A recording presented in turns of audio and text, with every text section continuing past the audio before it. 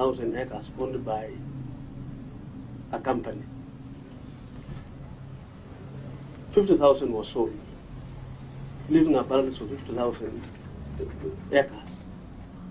And in our discussions yesterday on SCS, through our chair, we made a very big observation that the vastness of that area not being developed and owned by individuals created a very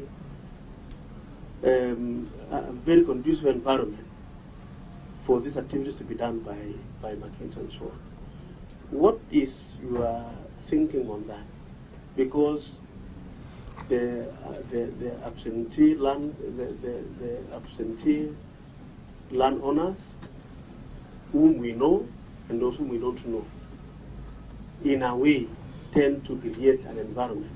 In Baringo, for example, and other areas, the chair, where you keep on fighting us, helping us to fight the criminal areas.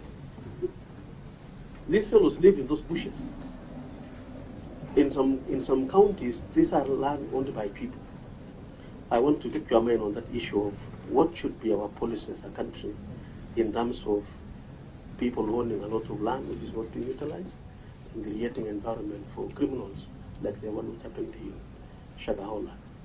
Your presentation was so exhaustive that I may not need to give more questions. I still want to give you our support as a committee, and we hope that you talked of 4 things where you curtail freedoms of people: safety, morality, security. And the 4th one was what? Order. And I think, Chair, those are areas which this committee will be able to really utilize as we come up with our report. Because you realize the religious leaders are really completely objecting to the issue of government regulating charges. So I think we have a very strong foundation based on the presentation by the PS. So, Chair, I will be leaving shortly to chair my committee, but I want to appreciate the CS. CS, you have the floor. Thank you, Honorable Chair, and thank you, distinguished Senator for Baringo County. It's also my professional senior, actually both of you. Chair, starting with your inquiry.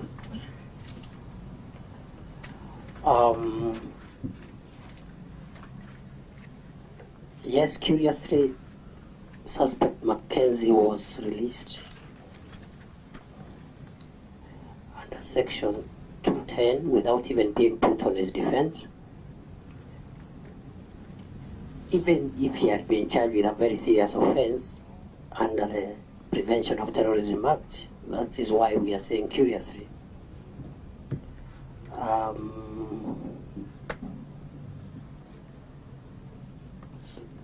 As you look at law reform, Chair, part of our ability to control this space of dangerous crimes, wherever they come from, dangerous crimes coming from terrorists, from bandits, from drug traffickers, and those who meddle with the public health and safety through selling drugs and psychotropic substances, whether the dangers are coming from religious extremists and fundamentalists like your committee is handling. We must look at what else that is not in the available Kenyan and international laws that responds particularly to this issue of religious extremism and dangerous doctrinal impartation of our populations. And now recommend either through a miscellaneous legal amendments of miscellaneous laws, the Penal Code, the Prevention of Terrorism Act, the Prevention of Genocide Act of 2008, and so forth. You can have a miscellaneous statute law amendment on all those laws, including the Criminal Procedure Code, Cap 75. That is one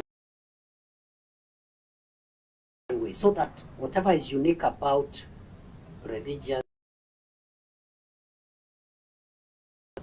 can be processed through a statute law miscellaneous. And that will bring on board also the regulatory bodies like the Registrar of Societies and so forth and so on.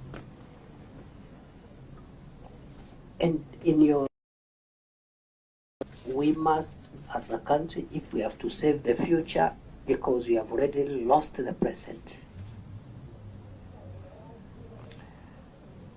And I am saying we have lost the present, Chair, because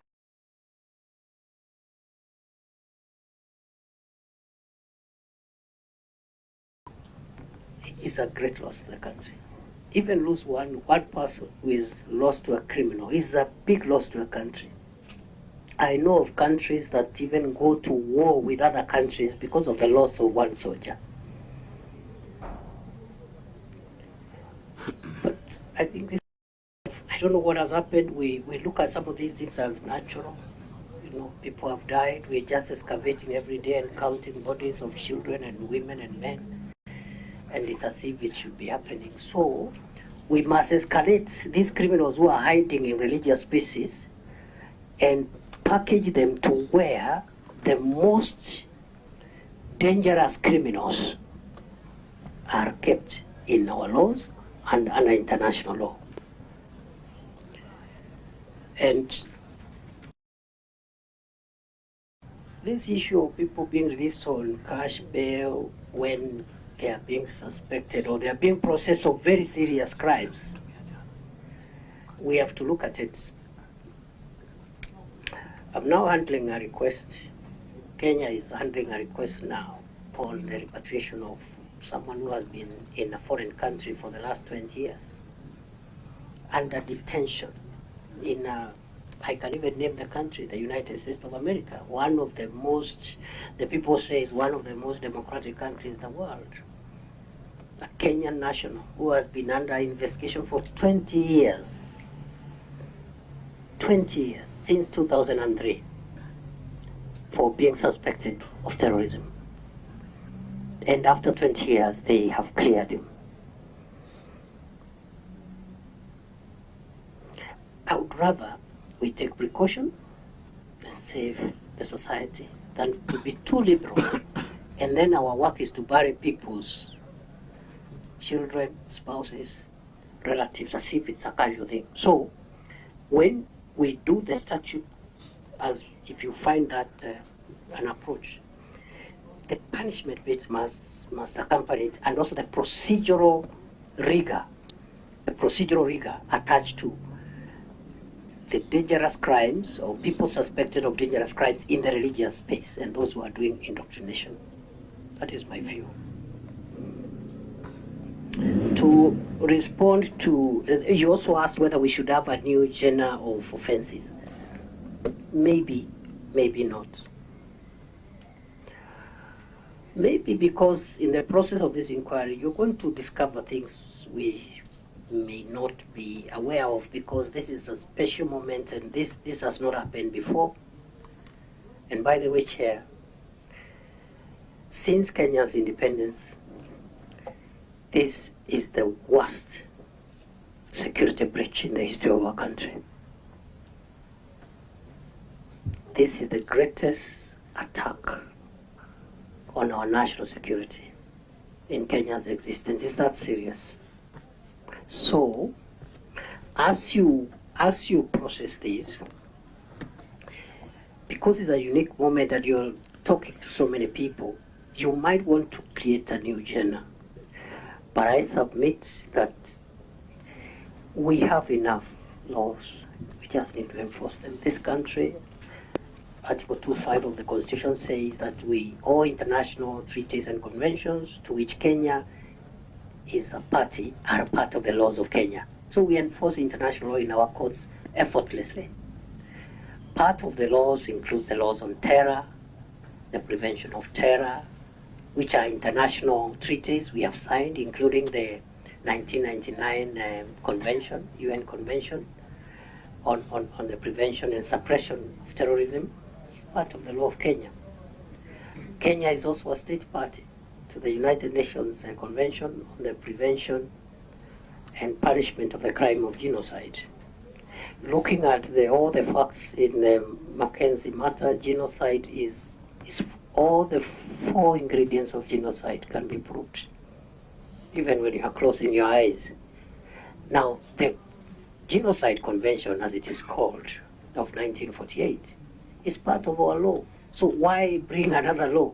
You just enforce it because of Article 25 of the Constitution that enables our judges to apply that convention, which treats those crimes in that manner. But I don't rule out new ideas that you will capture as you talk to people. Finally, on what my senior, the distinguished Senator for Baringo, has asked,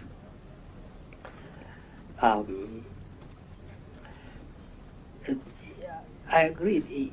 He should have at least the facts. He should have assisted those who are making decisions to make sure that at least this person is put on defense. So part of the problem, weak attention by the ODPP on some of these very serious threats to national security, these serious crimes, but also the judicial part is an important thing. I note also with surprise, unless I am informed otherwise, that no appeal was ever lodged against the acquittal. If he was acquitted by the magistrate Malindi under Section 210, a prosecutor should have gone to the High Court and appealed against that acquittal. It has never been done. Let me put it this way, Chair. We are staring at a huge crisis as a country until when we realize that we all live freely, work in this country because it is safe and secure to do so, and put security where it belongs. Security first. All these other things, you can transform the economy, you can do many other infrastructural development, but a country can come tumbling down once because of security issues, and I think we have not reached there. And finally, the issue of land ownership. I believe, Chair, if this committee will have, in its wisdom, decided to recommend legal reforms, whether through standalone statutes or through statute law amendment bill,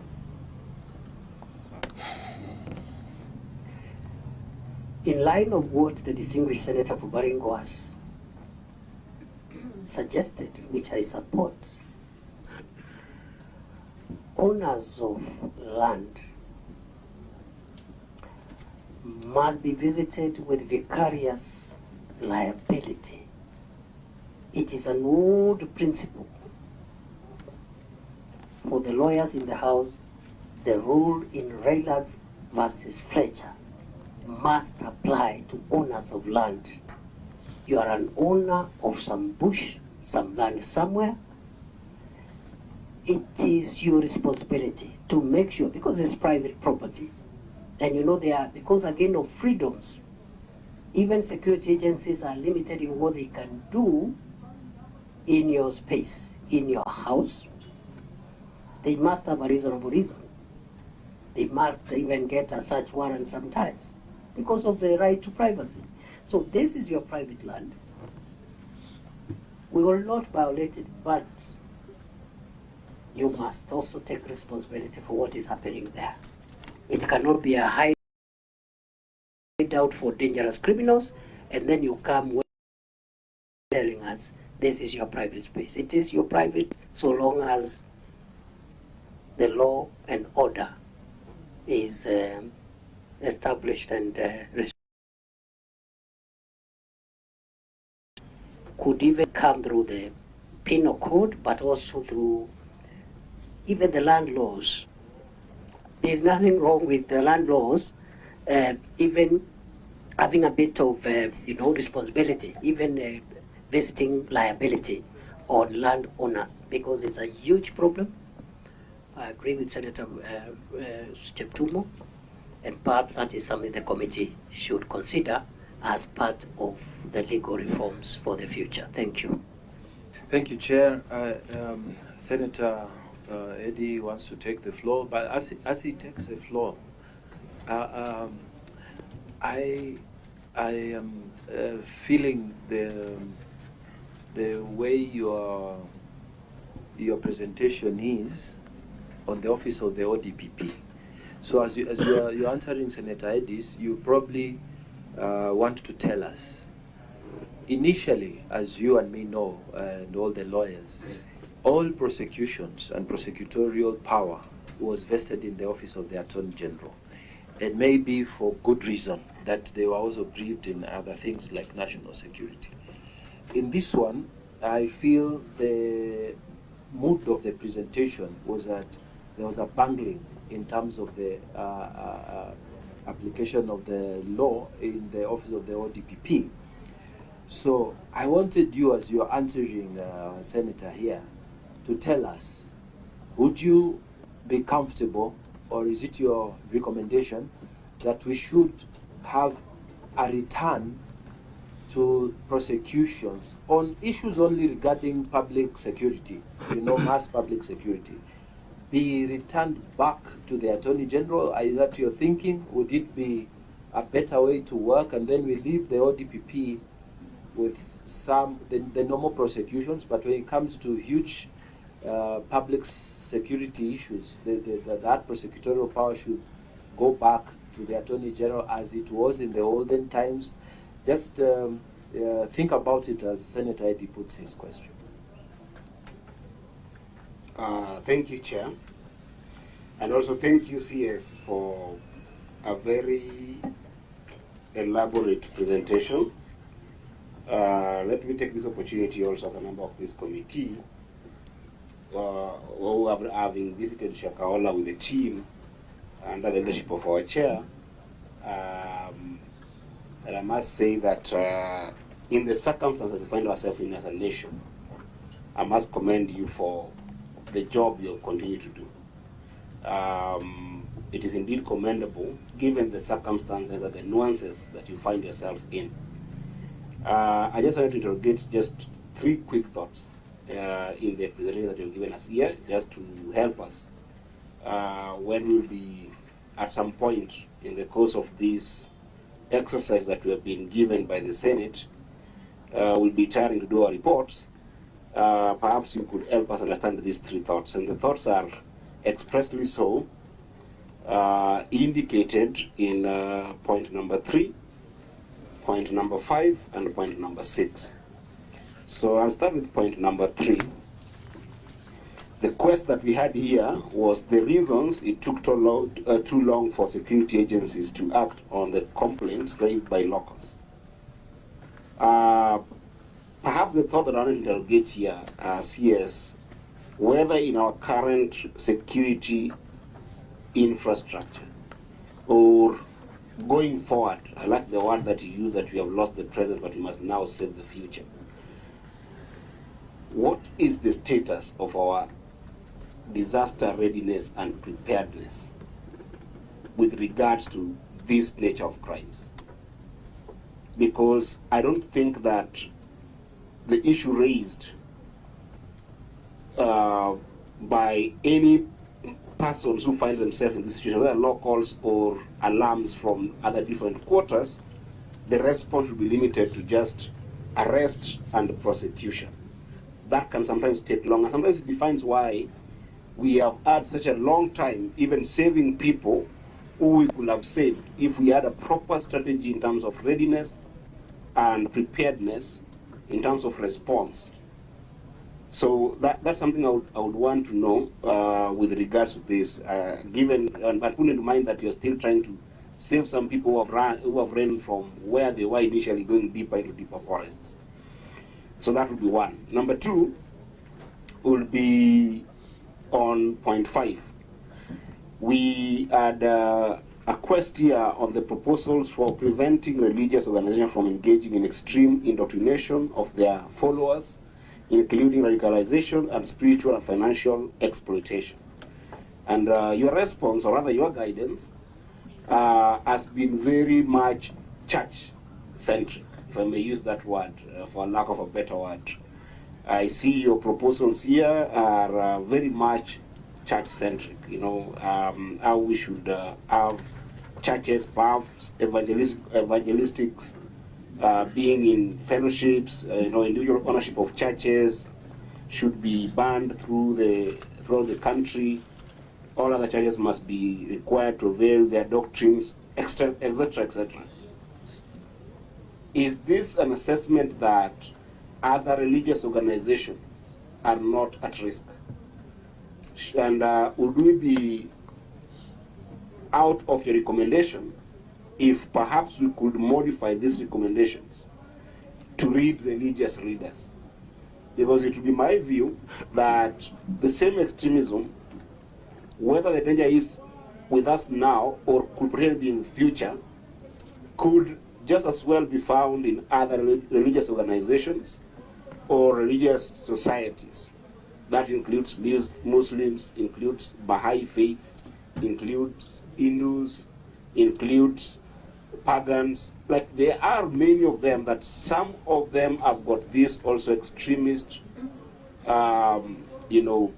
doctrines that perhaps might not have led up to this kind of security situation, but in your spirit of saving the future, would it be okay for this committee to take your responses here in context of larger religious organizations in the society? And lastly, CS, we had a question on proposal regarding a regulatory framework to govern religious organizations. And your response was that perhaps the Presidential Task Force on the review of the of the legal and regulatory framework governing religious organizations would perhaps be best placed to give us an insight in this.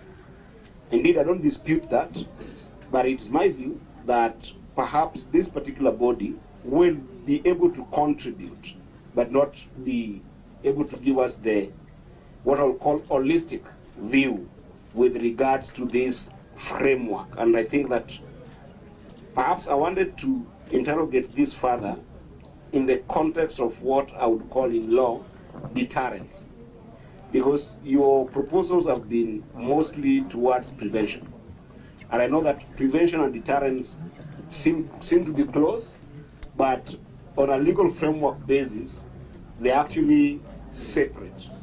So I'll give you, for instance, if you have put in place a number of precautionary strategies to make sure that we cannot face this kind of problems again. For instance, what you proposed here, like having religious organizations, having doctrines and registered with the Register of Society, or even having relevant certificates, that would be amazing prevention mechanisms. But deterrent could perhaps go to what the chair was asking. What, for instance, should be the commensurate punishment to somebody like Mackenzie, who, if found liable, what could be the commensurate punishment that if anybody else was to see that this is the punishment this person has gotten for doing this kind of behavior legally, then they will be deterred, prevention mechanisms notwithstanding. I would want to see your ideas on that. Thank you so much, Chair, and thank you, CS. CS, there's a request that you take at least one round of questions. So just take notes. Can I request? I'll try to be brief. I would rather answer one after the other, so that the danger is that if there are too many, something will get worse. Okay. Then take those. Take those. Thank you, Chair. Thank you for accommodating me. Chair and members, the logic of removing the powers of the public prosecutor from the Attorney General of the Republic is a logic which is justifiable and which is based on international best practice in many jurisdictions of the world. It will be a clawback of our democracy to again return the powers of the public prosecutor to the Attorney General of the Republic, in my humble view. This is why. The Attorney General is the chief legal advisor of government, period. The work of the Attorney General is to advise government agencies so that they conduct their activities within the law. The public prosecutor has a unique role of ensuring that the criminal justice is realized in the country. It's a completely different role. It will be a clawback on our democracy to try and lump the powers of the chief legal government advisor with those of the public prosecutor together. First of all, it's not neat. Already, even whatever is left of the Attorney General, that mandate is overwhelming on the state law office. You can imagine the number of legal advisories by everyone in every ministry, department, agency across the Kenya on a daily basis. They are doing a contract here, a tender here, an administrative issue here. It's overwhelming. We've just passed in cabinet recently, I think it will come before the Houses of Parliament, a position on decentralization of the office of the Attorney General. They can't deliver. Sometimes we blame institutions, yet the capacity has been held back. So in a nutshell, it will be wrong doctrine to claw back on the advancement of the 2010 Constitution of separating the chief legal advisor's office, who is the Attorney General, with the prosecutor. Initially they were together. So already even what is left is overwhelming. The solution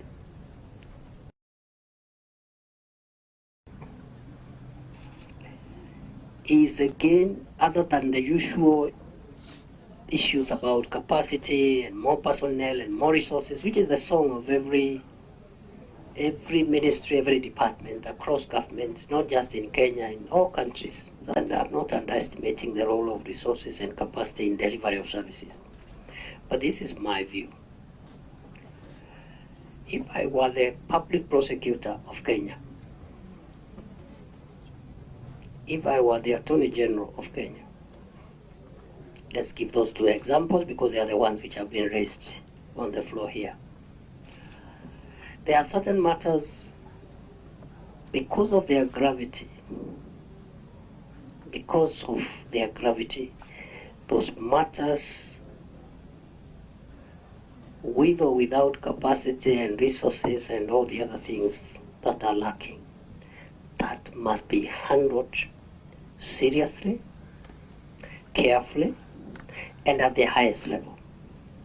I'll give you an example. Why we've been losing so many cases is because you have matters like this, of this type, the Mackenzie type of matters. And you'll see, and I have nothing against the younger advocates and the younger, some of the young advocates are very good people, including prosecutors. But there are some things that cannot be processed in any other way. You're a legal professional, and you know the meaning of seniority in the legal profession, even in terms of persuasion of the judiciary. You know what it means. And there are some things which you cannot cover them up. The reason why we have senior counsel in the bar is because they hold a certain card that only a senior counsel holds that card. The judge is forced to be patient And even when the judge is uncomfortable, to be respectful. The senior counsel, to make their cases, they can even address the court for hours, which a young advocate who was admitted last night will even be dismissed before they greet the judge, especially if the judge has woken up with, maybe they are stressed, and they are also human beings. And there are things which only senior counsel, even within the senior counsel, there is the order of seniority. There are some lawyers who will get away with anything. I remember during my practice days, there is one of our colleagues who passed on, the oldest advocate at that time. And he would come to court late, 30 minutes late, and sit down. Of course, the other matters will be put aside and his matter will be called. And he wakes up and says, "Oh, Judge, I'm sorry, I'm late because I was attending my wife's birthday." And because the judge is the grand student of this fellow, there is nothing he can do. What am I saying with regard to ODPP? Chair, I believe matters like this must be prosecuted by the Director of Public Prosecution in person. Are matters which I would expect that the Attorney General of the Republic must prosecute them in person, because they are lawyers. That way, of optics, the country and the justice system, even the judiciary, which is dispensing justice, is aware this is how seriously we are taking this matter. You send a young lawyer to handle a complex matter of monumental implications on our justice and security system. Some young lawyers there, this is their. How do you expect to win that case? So the improvement must be within the existing institution. The ODPP is the right structure, is the right institution. But I'm afraid, even as much as there are legitimate grievances on how we could improve service delivery, I am not persuaded at the moment as a country, and I'm not blaming any matters, unfortunate culture of people in high positions enjoying the privileges of office and not taking up the responsibilities of that office. And it's across board. There are so many big men and women in this country. And they are so big, some matters, they think all those are small matters. They will only appear when it's necessary. I would argue, and I don't know whether that should be part of the prosecution policy of the country. I hope once we review the prosecution policy of the country, it will pass through the Houses of Parliament and it will be debated. Certain matters must be handled directly and personally by the Director of Public Prosecutions in person. There's seniority, there's clout, there's experience, there's leverage, so you will not lose them. But returning matters to the AG will even complicate the matter, because it's already swamped with a lot of work in giving routine advisory to government and also the civil litigation side. Then Senator Okech asked about our preparedness. I think our problem is not about preparedness. Our problem is elsewhere. It's about the efficacy of our institutions across the board. And the problem is, again, our lack of adequate institutional patriotism to know that every institution plays a part in our society, in our democracy, and they must deliver. There is a bit of a gap in that area, and I could try to read the mind of the distinguished senator from Migori. And we are working on them, especially the equipment for search and rescue. And we have already made progress. And the challenge has not been with equipment. And I believe more or less we have exhausted all the people that would have saved at the moment, unless there are rare cases. We've been able to complete that process, unless there are rare cases which might emerge. The slow nature of the recovery of bodies is what I explained. It's a scientific process. It's governed by international protocols. And the way criminals of this nature operate, because it is organized crime,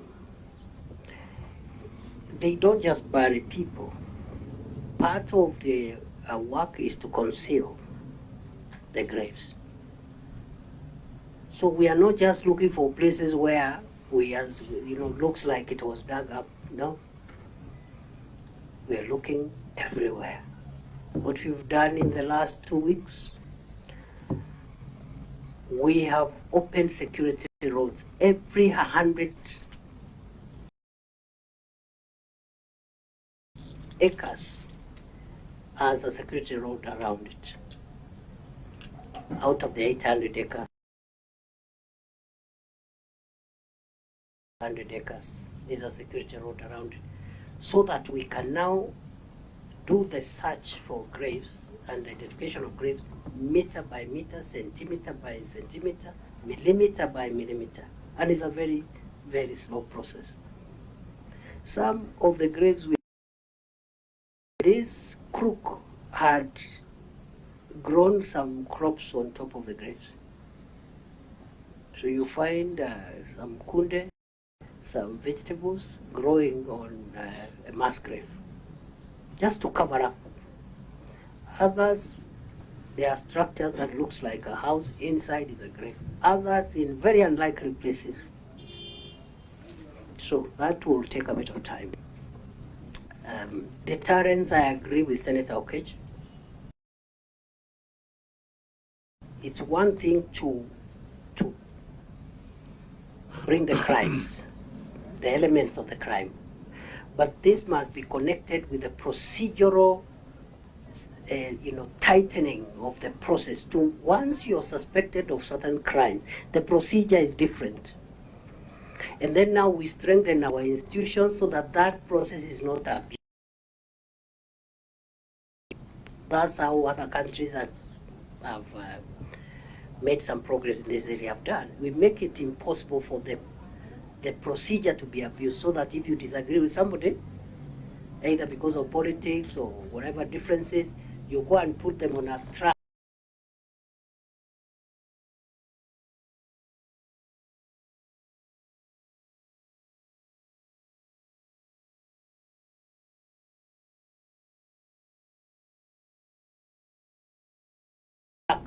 For suspicion of terrorism, so that they are kept.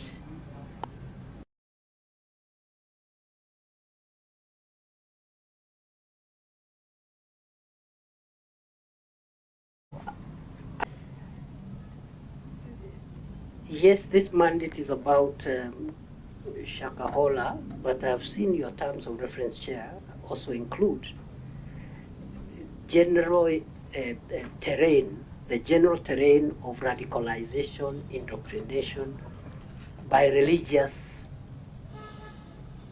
groups. So if I've seen your mandate, I think it's general. What has not come out, and I agree with the Senator from Migori, is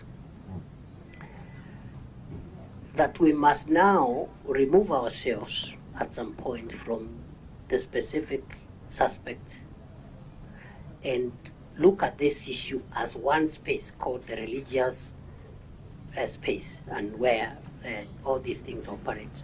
And I've been very careful all the time to say churches, mosques, temples, houses of worship of whatever nature, including people who worship elsewhere, and those who do not believe in God, because there are those who say they are atheists. But I believe that the lack of faith is also that you don't believe in God. That is a faith. So they should be cornered, their house, because they cannot say, oh, as we are not Christians, but they lack faith in God. So they believe there is no God. So that is our faith. So nobody should be left out.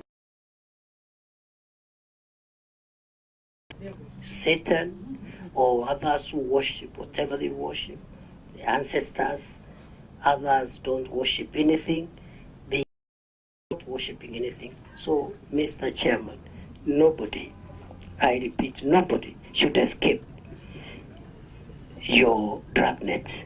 You must catch everybody, as suggested by our brother, the senator from Migori. Chair,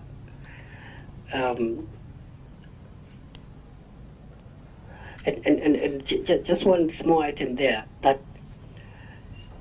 there's a reason why there's too much church-related attention, because of this particular incident that caused all this inquiry.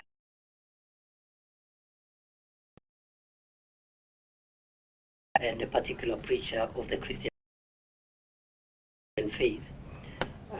We should not be so obsessed with only that incident and forget that faith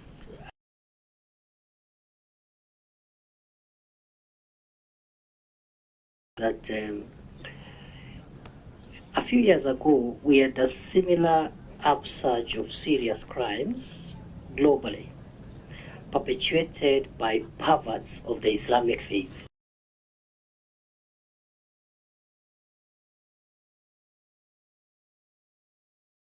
Some of it is still ongoing.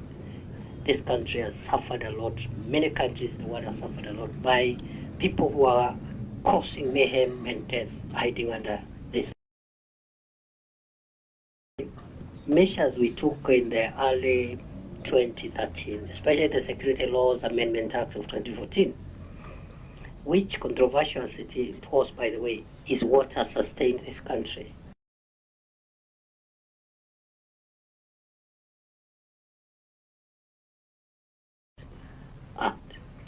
Those are the miscellaneous amendment laws.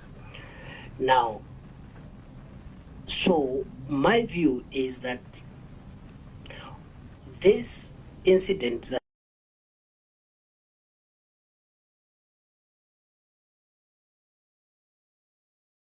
new addition to the existing framework. Otherwise, the framework is there, and you can excuse why the focus now is on the Christian faith, because the perpetrator of the triggering inquiry is of the Christian faith.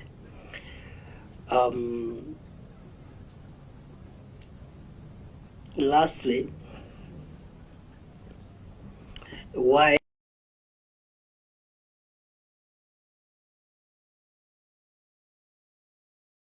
I know I was not trying to inhibit anything. In any case, lawmaking is a function of parliament.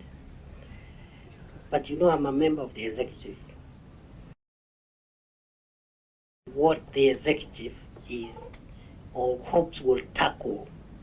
And because there is already a task force, executive initiated task force led by, which was appointed by the president.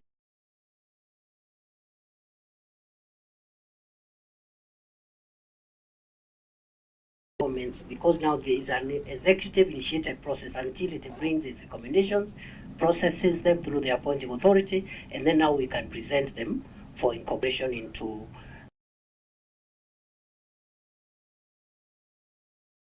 and the role of legislation is entirely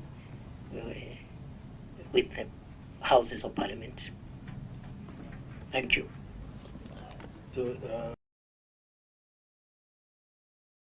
one question from Senator Vice Chair and Senator Okoli and Senator Mida, in that order. Thank you, Chair. Thank you, CS. You have really come out very strongly. And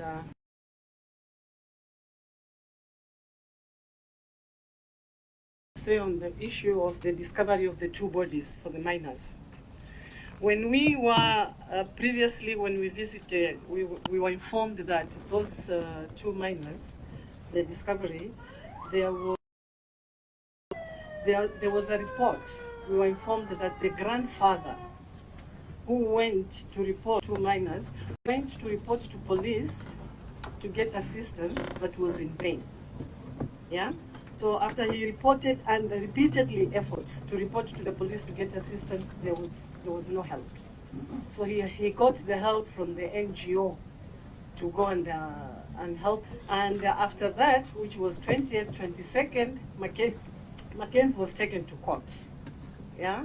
And then in April 19th, that is a period of 1 month, that Okoa Maisha thing came in. How did it take 1 month for the Okoa Maisha to come in after the discovery of the 2 minors and the bodies which were discovered by the headers? Yeah? And even after the reports to the police, but still there was no answer or any help from the police. I know you have come out very strongly to blame the judiciary, which I would agree with you 100%, Chair, and I would agree that we need to interrogate these judiciaries who were here, who were involved in these Mackenzie issues. And I really want to tell you that when I see Mackenzie could not have done all he did as a person, individual himself. He had a very big network. And that is what you need to get to the bottom of, because what matters and what is important is the evidence. You have realized how the judiciary has been behaving. And most likely it is because of lack of very strong evidence. And when if we don't tackle this issue, which you have said, there are still other issues existing in our country on the same nature, then we will never get anywhere. As you talk that we have lost the present, we will still be losing the future. And also, you said that, you came strongly to say that there is a legal document between Mackenzie and the people down there on the ground. That document, I don't think it's legal, and that is the document which will be thrown out by the judges if you think that is the document which will help us in court. Because judges would say this is not a legal binding document, we need the legal binding document, which is the title deed and the owners. And Mackenzie, what I see, he might even be free. Because he has come out to say that land is not his. And true to his word, yes, the land is. So, unless you have very strong evidence, and that is why we insisted on investigating those officers who were on, because I would rather they were suspended or they were actually taken in for investigation to start immediately rather than freedom. You really insisted that freedom is enshrined in our constitution, which is very true, freedom of worship. And here you came up with your proposal that individual ownership of churches should be banned throughout the country. Is that freedom? So I think we need to really see how best we can handle this thing, because when we talk of freedom, freedom with no limit, it can cause damage to the country, and it has done already. So, when CS, I really thank you so much, but those are my few remarks. Thank you. Senator Wakoli. Thank you, Chair. My question was directed to Azidi. We've had interactions with the non-governmental organizations that have been involved in this operation. And their perspective is that the police is well funded to do this operation, unlike other departments, like the pathologist, prisons department, children's department are well funded, the child care rehabilitation centers, as well as prisons where suspects have been kept. Food and housing is a problem. would like to know how is the funding taking place in these categories of teams supporting in this operation in Shakahola. Number two is with the aspect that you've just talked about. We interacted with Muslims, the Hindus, and there is a notion that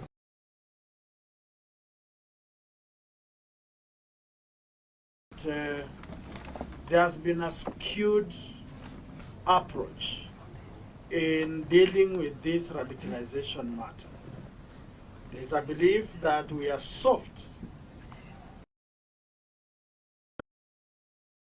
high-handedness, stiff-neckedness that the other Muslim community has gone through in your pursuit to ensure that there is peace, tranquility, and finally, to pick up from what my good sister said, information in our files indicate that there was a militia that worked with Mackenzie, that and prior media reports that some people had on their skulls or bodies, there are blunt objects that could have been used. So does it assure or justify that Mackenzie militia that he used to, protect his operation, conceal the evidence, and therefore, as he speaks or he operates today, he is innocent?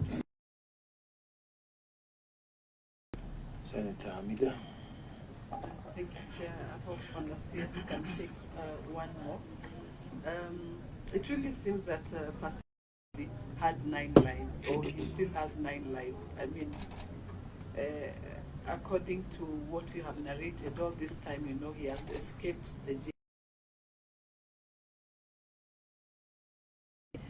What I'm getting is I feel so relieved that I'm getting the assurance from you, CS, that this matter will come, actually justice shall prevail, and will hold you responsible for that. Seriously, you can imagine the pain of all the families that are going through now, exhuming the bodies of their loved ones. It's really, really painful, and I'm just wondering what kind of pain is Pastor Mackenzie going to feel. CS, yesterday we had, it showed that the land was actually leased for about 45 years, since 1984, and ending 2029. That's 6 years to go. The land was leased for IDPs, and now, like I said, I wanted you to narrate, to tell us about the land, because now I was trying to get the connections.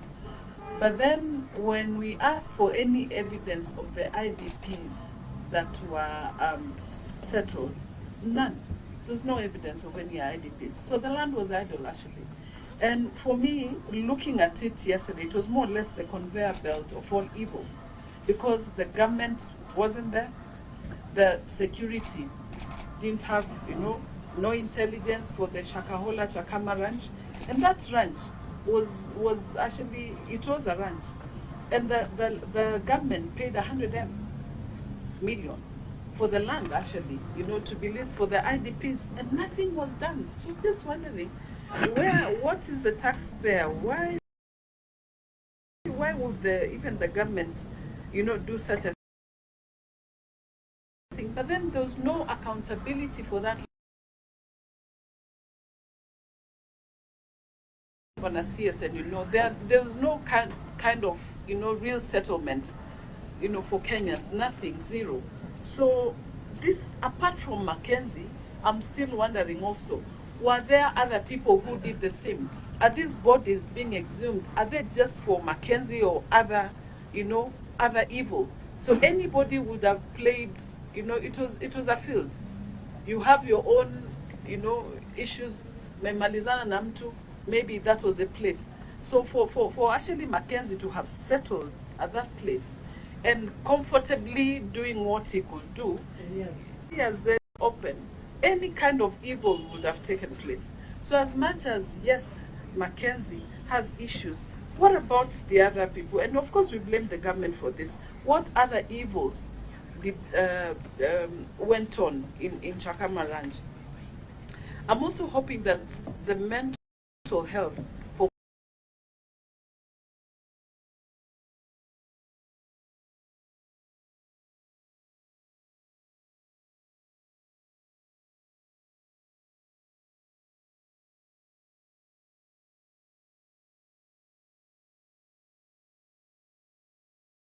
police officers, actually we passed a motion. That was my motion for mental health.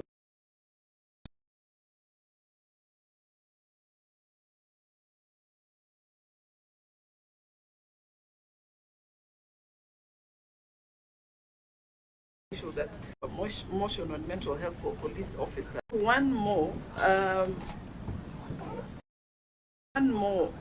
when I see is that at what point does the security agency get concerned about the activities of a certain church or religious outfit? For example, we went to Kisumu and we actually forced ourselves to Father John Pessas.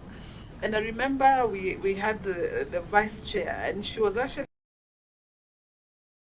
found about 7 cases of people who have been locked in with chains and lock and chain. You can imagine. So all these things are still going on, and it's unfortunately we didn't have time. We were actually told that there were graves inside, and he actually agreed that there were graves. Other things, unfortunately, we didn't have time that day to. And Father Pesa, he pretended to be quite innocent, but then the next day, you know, on interview, he was quite harsh on us. But then we found we actually released about 7 to 9 people who are locked in and who are of, you know, insane. So I'm just wondering at what time. The Nigerians, yesterday we had, I think, civil society coming with this human rights, young people saying that, yes, who are holding, you know, the same kind of cult, and it's going on in Kenya. But they even them, they are scared because of the spiritual something. So even the human rights, imagine that. So I'm just wondering, where are we heading, and at what point is the security coming in? Bwana CS, but at least we are getting that assurance from you, and I still commend you, Bwana CS. What you've been doing, actually, you've been there throughout, you know, with at the Shakama, and as much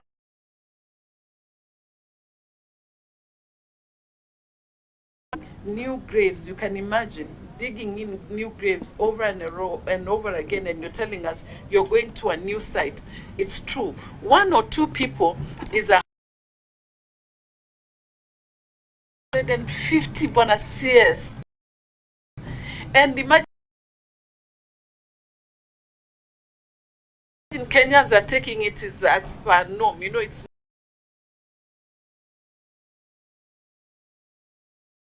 normal. Oh, leo wametoa 300. Oh, leo wametoa 20. Ah, the other 30.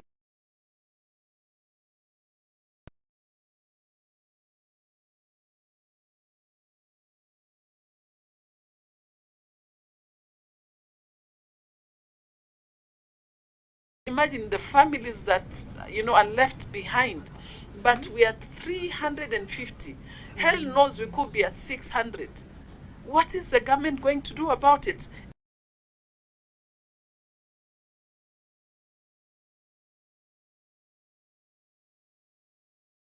The judiciary, seriously, they must answer to this.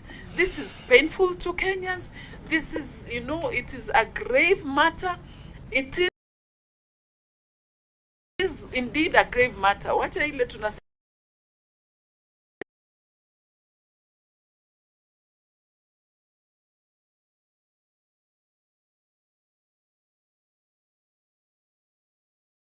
guys, you know, would have identified. But then Chakama Ranch, and if we have any other ranches, Bwana CS, going through the same kind of evils, this must stop. Asante.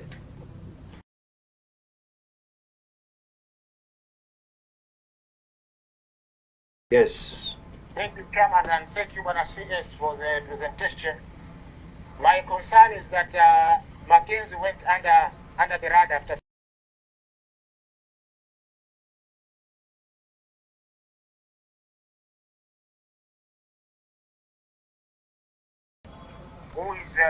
Who had conned people, and then because of the conmanship, he proceeded to murder them when they were asking questions on where the land they are stealing in.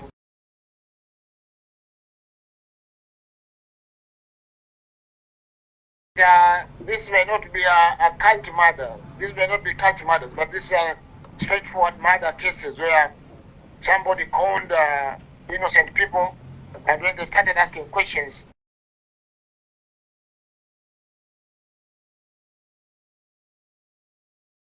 capacity of the police who are in the outer stations. You know, in your presentation, you said that several cases had collapsed before the magistrate's court at Malindi. Cases, I don't think those cases will have collapsed at that particular time. We may blame the courts, but you know the courts are independent arbiters. They are there to decide on the evidence that you present. If you don't have evidence, whatever you do, even if you proceed to appeal, the appeal will be able. And you see how our courts now are becoming more and more liberal. The other day, the Court of Appeal abolished the life sentences. Now you don't have capital offenses. Even if you are charged with a capital offense, you cannot be even the life imprisonment is also going to be abolished because the court has also said so. So we are delving into the realm of the unknown, and I think we need a whole conversation on the justice system, because the way the courts are going, we may not be able to have any prisoner in jail in the next 20 or so years. Thank you, Bwana CS, and the chairman. Thank you. CS speaks. Okay, so CS, maybe you, as you speak on this case, the human rights organizations made a very strong case that the 95 adherents or followers of Paul Mackenzie who are charged with attempted suicide ought not to be treated as suspects in court. They ought to be treated as victims, and therefore should be released. In fact, very strong recommendation about repealing Section 226 of the Penal Code on suicide altogether, because these are mental health issues and should be supported, other than taking them within the realm of criminal law. Maybe as you make your statements about all the questions, you may want to tell us something on that. And I see Senator Wakoli forgot one more thing. You finished that. Yeah, thank you. This is the last one to Waziri. You've elaborated the efforts by government to put behind bars Mshukiwa Mackenzie. I see he was released on cash bail or bond and sureties of million plus. I want to know if government has made any effort to know the source of these funds, who was with him and where the funds came from, because this one can equally give us insight on his operations and allies. Thank you. Why is Mackenzie sleeping on a mattress and other suspects on the floor? We were given that information by NGO. Okay, thank you. CS, you can just tackle all those and then give your closing remarks, because after you finish, we are done. Thank you, Chair.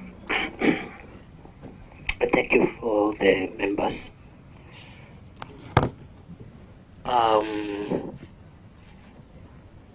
When the children were reported to have been starved to death and buried in Shakahola. That was on 20th of March. The arrest took place 2 days later.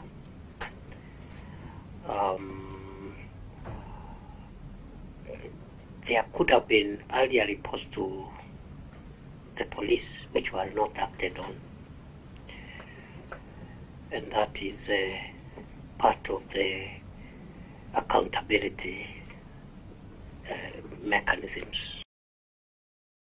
It will be part of the solution to the resolution of this matter.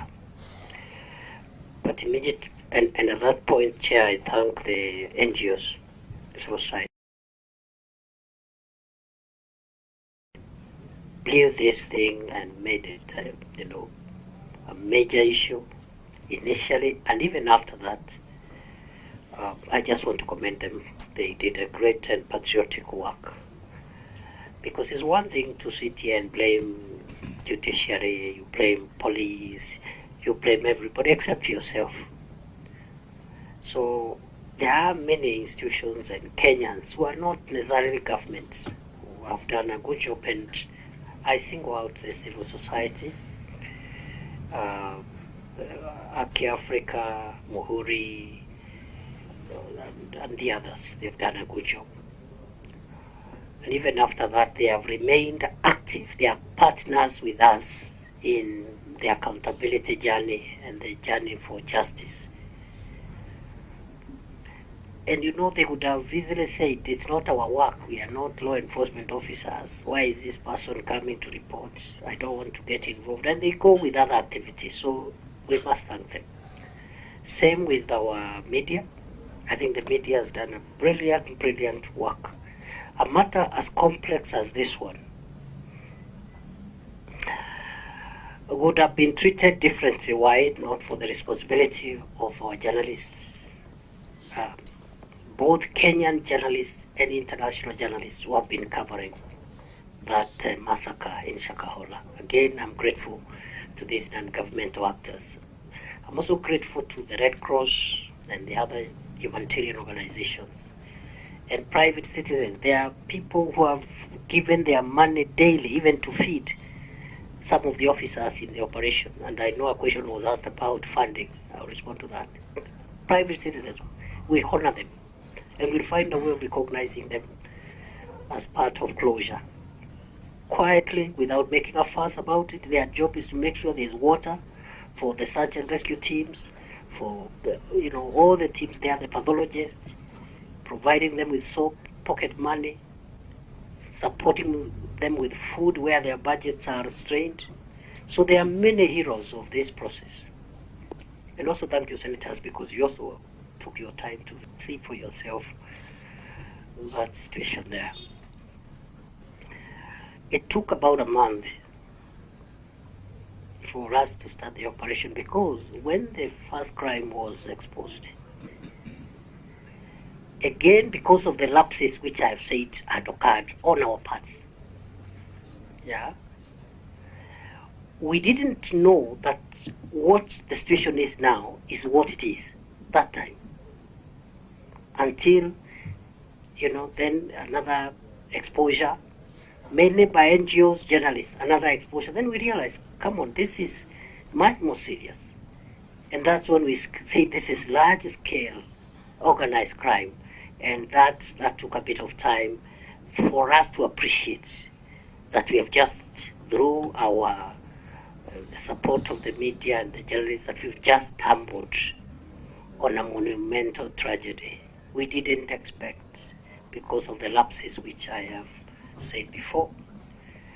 And for the second time, if not the third, on behalf of the previous administration, where all these things began, by virtue of what I have already stated here, and the current administration, I apologize to the people of Kenya that this should not have happened. This is the worst security breach that our country has ever experienced.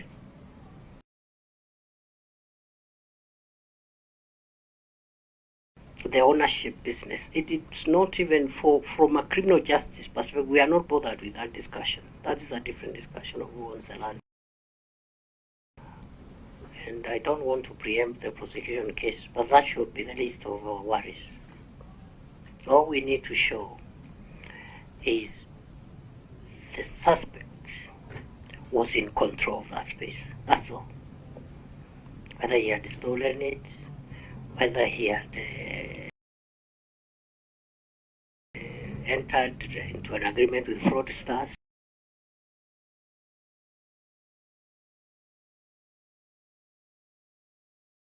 So there is the one who was preaching to them. If we have the evidence to show he's the one who was preaching to people there, indoctrinating them there, supervising the killer, doesn't matter whether he owned the land through a lease, which is a legitimate lease or not, that is a different question altogether.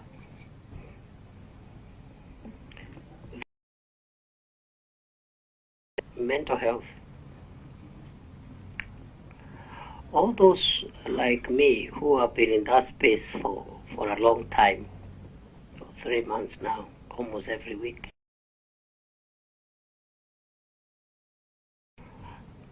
And even much more, the officers who are there daily, they report there every day. At least me, I go once a week. I've been there 8 times. Support. And Chair, I want to say this. I am very proud of our officers, both from government and that work in Shakahola. They have surpassed our expectations. The focus, the patriotism is in another level. The empathy with the kind of work they are doing, they have taken it upon themselves that this is the most important assignment they are doing for this country. So imagine people every day, children, women, old people, men. So we have a plan. We have a plan. There is an ongoing psychosocial support system. But even the group that will require strong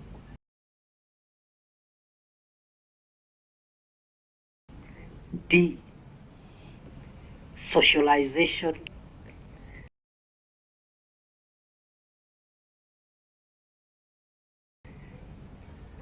are the grave diggers.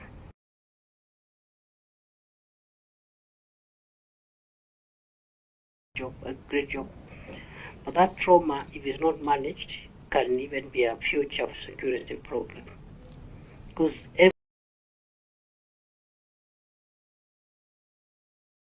every day they wake up to dig graves. So you don't know whether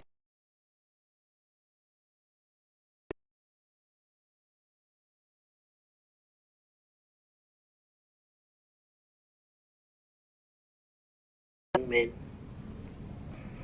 and will give them a transition into something else, and absorb some of them into some of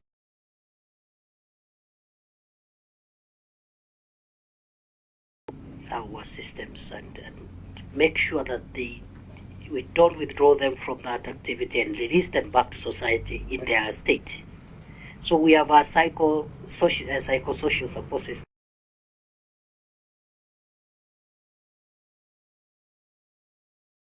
I will tell you it's not an easy thing. Some of the bodies are badly damaged, and so forth and so on.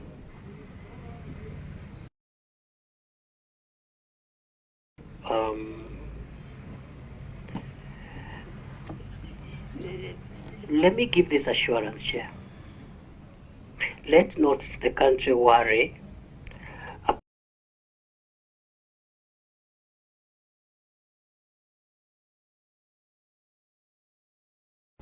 will be held into account. Let there be no worry, because they will. But we are limited in terms of how fast we can act.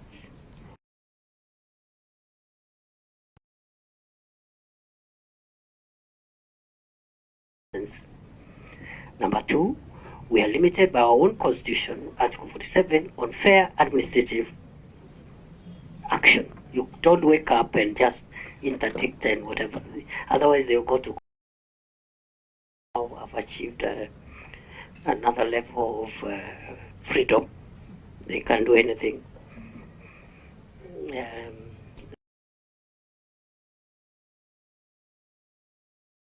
That is our law, that is our country, that is our judiciary. So we have to be careful. But take it from me, every officer of whatever agency who has a role in this through action or inaction,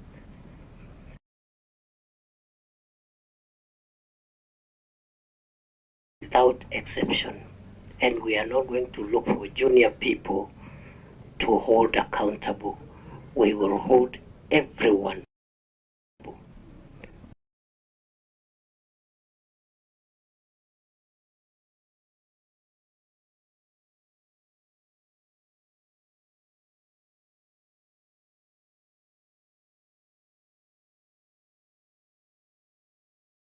Whether they will be serving in office at that time,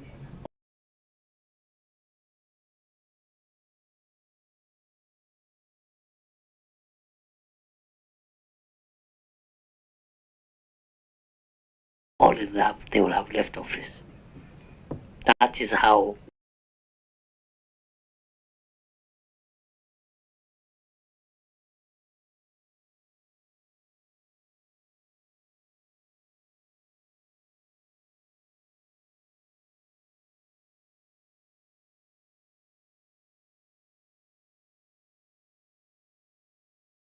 we view this accountability journey.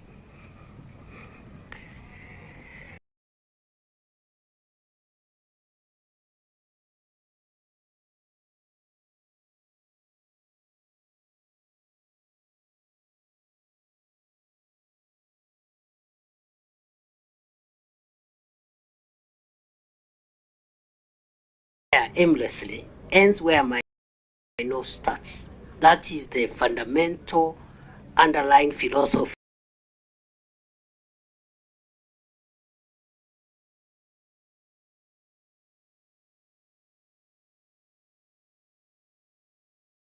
to violate the right.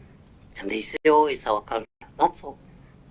And they're exposed to them to grave health hazards for life. Then the third and final category is political extremism. Yes. Oh, we have political rights, we have democracy, we can do what we want, we have a freedom to assemble and demonstrate. It's true. Yeah, but don't just go to a meeting and do your meeting and talk. And if you are a government, promote the policies of government in your meeting.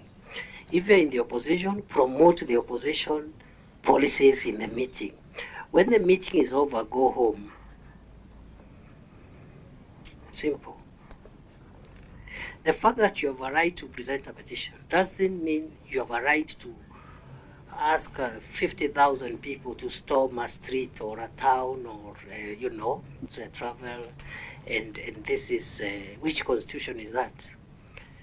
These are the ingredients that erode our constitutional order. That's how you destroy a country, slowly.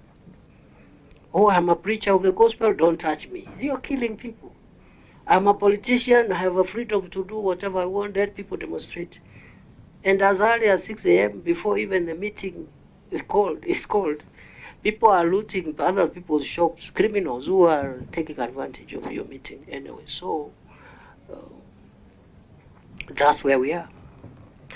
Our challenge is to strike a balance between the need to respect all the freedoms that our country, through the Constitution, has offered, but also respect the limitations that ensure public order, public safety, public morality. And that's where we are coming from. So all extremists of all types will be treated the same way, because what they are causing is the same thing. Mr. Mackenzie has, through his activities, killed the hundreds. Other extremists are causing deaths of maybe a lesser number, but they are still deaths of the people of Kenya. It must stop. And I mean it, Mr. Chair, it must stop.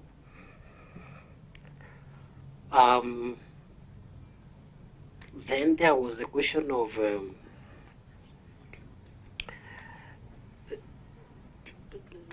the experience you had in Kisumu. There are so many, I have reports, very many reports, because the question was from Senator Amida was, at what point should security agencies get involved? It's a bit difficult. Let me tell you why, Chair. Because I've taken time to reflect on some of these matters. I'm not just speaking out of the blues. I've taken a lot of time.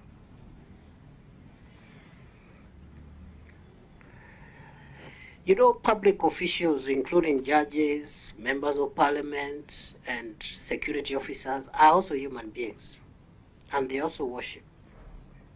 Some of them are members of some of the organizations that we think are criminal organizations. So that answers some of the questions you have. It's a much bigger problem than we are thinking.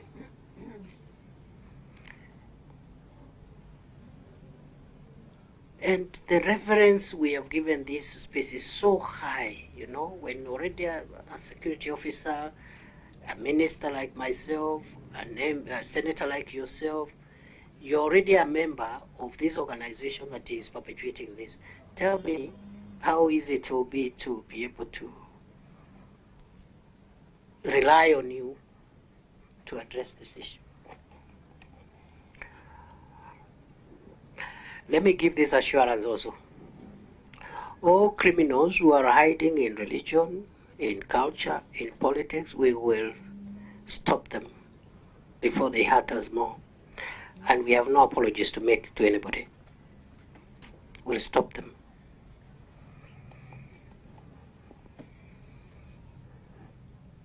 Including members of the judiciary. Because they are also human beings. So any person involved in crime, it doesn't matter, because your independence, the space we have given you is not to commit crime. We'll come for you. The source of funds, we have made a lot of progress on that area. Allow me not to say a lot of progress, and I thank the Senator for raising that issue. It was an important element of successful prosecution. And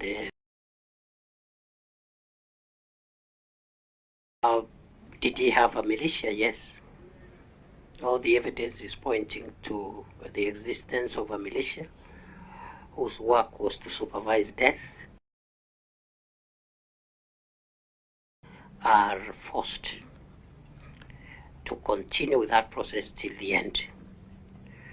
With tremendous respect, my distinguished professional senior Senator Faki, the Senator of Mombasa, is wrong to say that he has this hypothesis that this is a conman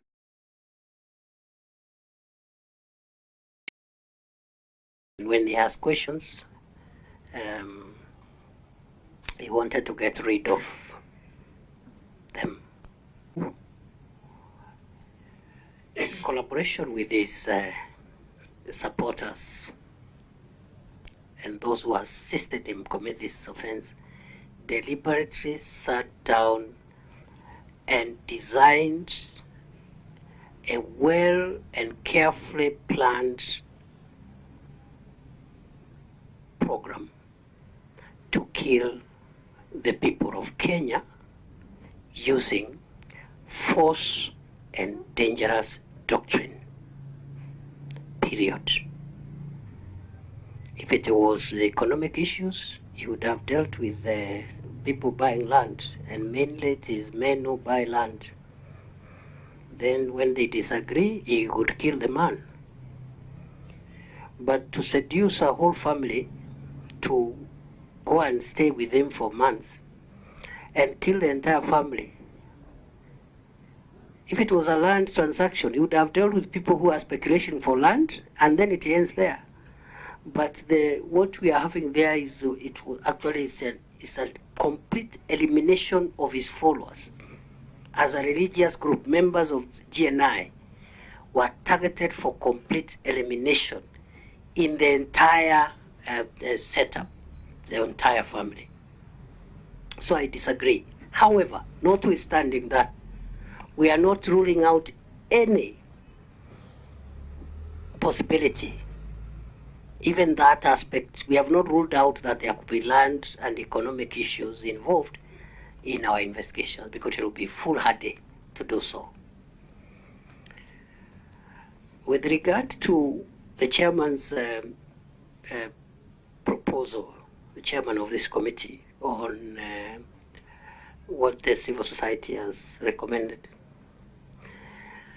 I don't want to venture there because of the controversies around suicide. And I have my personal views, but I don't think it's necessary at this stage to share them. But it's a very controversial matter. It's not as easy as the civil society organizations want us to believe.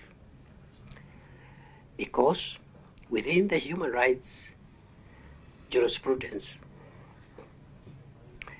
what we have in human rights jurisprudence under international law and our constitution is the protection of the right to life. And in fact, it is that protection of the right to life that has led to the abolition of death penalty in Kenya and in other jurisdictions. That because of the sanctity, that the death penalty is an affront on the right to life. Because you're killing someone for whatever reason. They say it's an affront of the right to life. So the right to life, God gives life, takes life. That is some of the jurisprudence that has been obtaining. But I know in some countries, and this is now what I'm seeing creeping into our Kenyan jurisdiction, is the jurisprudence of the right to die, which has been there in European countries and other Western countries for the last 20 years. And the argument is, Chair, that as a human being, because I am a human being enjoys that fundamental and existential freedom, and I have the right to live, I also have the right to die. So if I want to take my life, why should government be bothered to force me to live? That is the philosophy that has led to some countries, like the Netherlands, just as a way of example, to have laws on euthanasia, for example, or mercy killing, what is known as mercy killing, where somebody can be killed on medical grounds. And in between that human rights jurisprudence and philosophy, there is religious issues there. So I don't want to venture there. I'll get lost.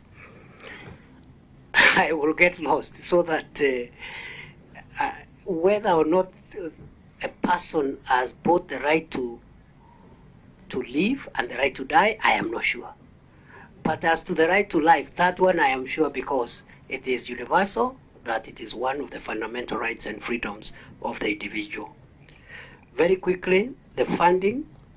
It is true, some of the teams we have supporting this operation are underfunded, but the problem is with the parents, because this is multi-agency. So you have the police part, which is an interior function. You have the pathologist, which is a Ministry of Health function. The government chemist is interior. You have others like children welfare, which is, I think, social services. So it depends now on the parent ministry. For us in Interior, we are making sure that all our teams there are funded. We have had to ask our accounting officers to reallocate funds because this is a national emergency, and the quest for justice is extremely important for it to succeed. And we are there to support the teams every day. So the discrepancies are caused by the fact that it's beyond the Ministry of Interior. Some of those agencies fall under other ministries.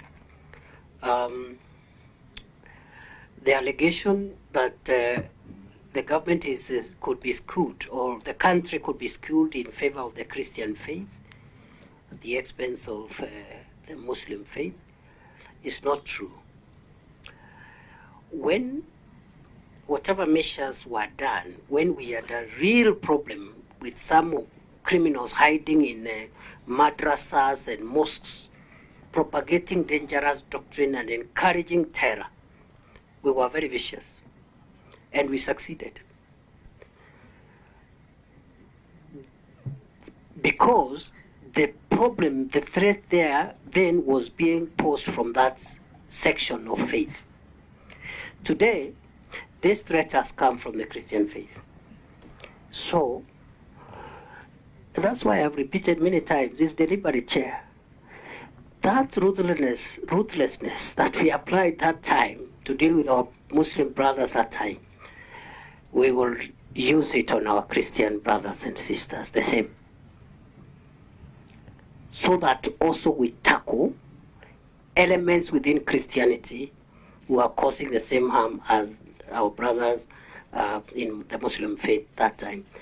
And I agree, we should also look also at other faiths and also persons of neutral faith.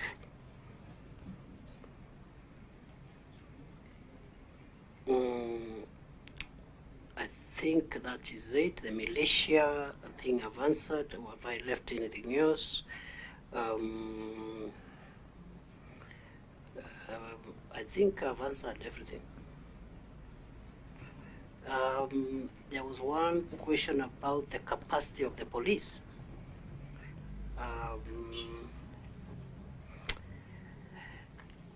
I think there is no particular institution here which is to blame. I believe there are many things that the police should have done differently. There are many things that the NIS should have done differently. There are many things that the ODPP should have done differently, and there are many things that the judiciary should have done differently. So I think, for me, that is the summary of everything. And we are guilty as government, and the society is also guilty. Because if our brothers and sisters, the clergy, do not, or rather are truthful among themselves, they will tell us they have not helped us to weed out bad people in their elements. Instead, they are applying a tactic which was applied somewhere in one of the scriptures, which I don't want to quote, where somebody was asked, "Where is your brother?" And he answered, "I am not, it's not my business." That approach, it's not my business. You know, because I've heard our religious people talk, and I have a lot of respect for religious leaders. Myself, I'm a son of a clergy.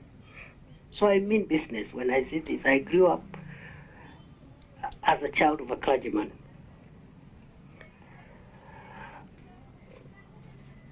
You cannot tell us that it is the responsibility of government to expose the bad people. It's not our business. And with the other side of the mouth, you say, we don't want to be regulated, we want self-regulation. What are you telling us? You can't have both. Self-regulation means you must go out of our way to tell us, you should be the one calling government, come, there is a bad fellow there. Come, this fellow there is ruining us. But you want to tell us, it's not my business. It's for security agencies to find out who is hurting people. At the same time, when we say, can we strengthen the systems to make sure that you are accountable, you say, no, no, no, no, we regulate ourselves. Food for thought. And I have a lot of respect for the bishops and the archbishops and the apostles and the pastors, and I go to church every day, and I mean business. But these are the hard questions, and we will not spare anybody.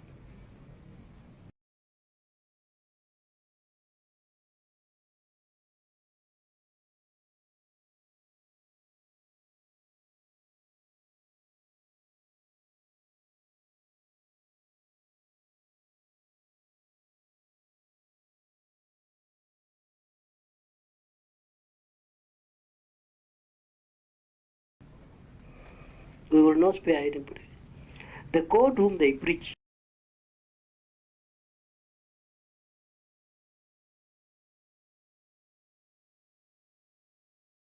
at the disposal of this committee, even in writing. If you want anything written, we'll prepare it.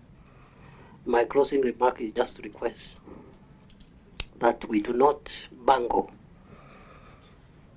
We do not allow the prosecution to have failed, because it must never fail. I'm a Kenyan, I know how we blame each other.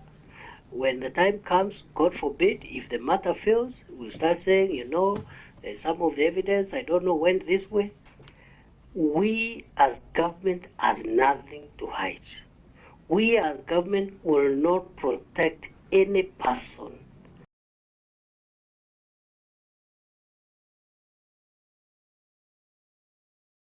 if anybody ought to have done them, we'll make them accountable, including myself as the Minister for Kenya Security. Thank you and God bless you. Good afternoon. Just before.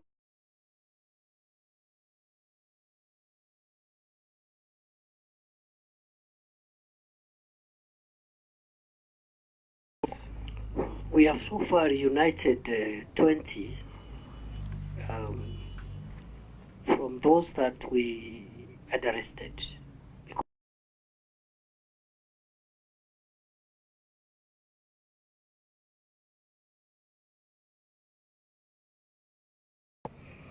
Of the DNA profiling process and matching, that one is to take a bit of time, and there's very little we can do. But the teams there are working very hard. The government's pathologist, Dr. Johansen Odwor, the government chemist, all the teams there are doing a good job, and the homicide director. These are true heroes. I don't know, Chair, just that, by the way, how come when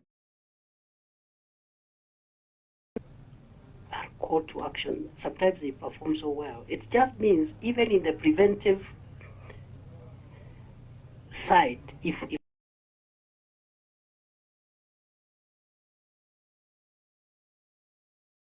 happened.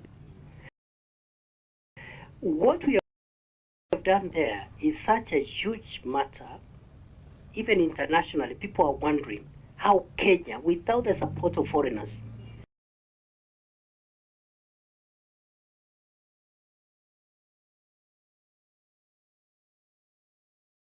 standards. But there is also the reunification of the victims of Mr. Mackenzie's evil doctrine with their families.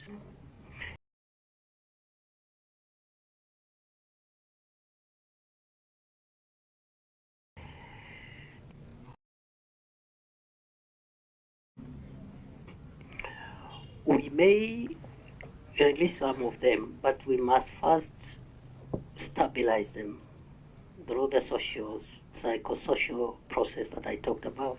If you release them back in that nature, you can even lose them. As you're aware, even some. Yeah, so again, we have to handle them medically and make sure they can go back home. We have no intention of holding people's relatives. There is also some of them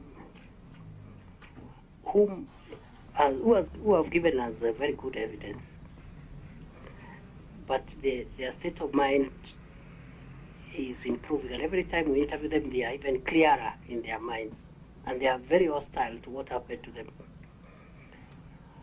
So we will hold them for a while before we release them, to stabilize them, to give us information, and we will not punish. We will not punish. Some of the things are secondary. If somebody was rescued, let me put it this way, without preempting the decision of the Director of Public Prosecutions, because I have no power to do so. These are my personal views. If somebody was arrested because he was a victim of this crook, and they have abandoned, or rather they have stopped processing the suicide mission, they have stopped the journey to suicide, they are giving police useful information. What else? The most important thing will be to help them stabilize medically and return them home, if you ask me. We'll be releasing people to their families in the soonest time possible. We will not punish innocent people, and we will not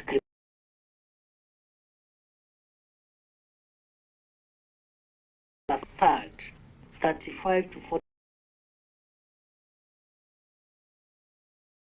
40% were forced to die by being struck with blunt objects, meaning they are changed.